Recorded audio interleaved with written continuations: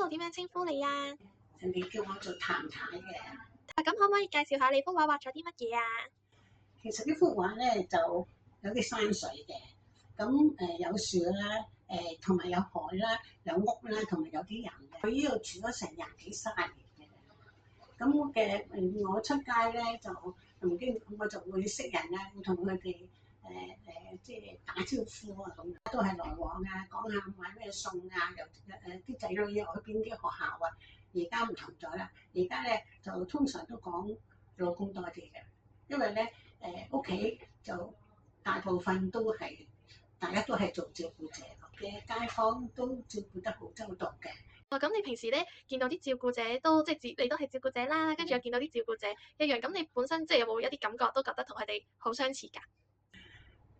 咁我因為咧起碼雙老啊嘛，我咧就做照顧者咧，通常我都係好繁忙嘅，以前都好猛陣嘅，好多瑣碎嘢要做，同自己以前嘅生活咧悠遊啲咧，已經係唔同咗，好多嘢都困擾嘅。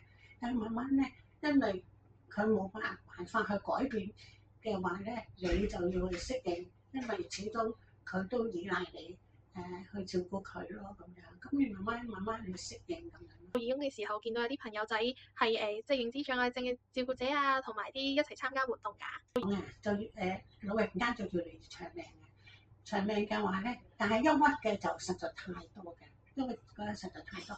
咁變咗我哋好在嗰個社區咧，就有啲社區中心啊，即係例如好似關愛長者協會啦咁樣。咁初期我唔係好認識佢，後來咧我參加咗之後咧，俾我有一個地方可以送錢嘅，即係幫我哋嘅話有時可以減低我哋嘅壓力啦，咁樣咯。咁啲姑娘就好好啊，就幫你傾下咁樣咯，同埋喺度學下嘢。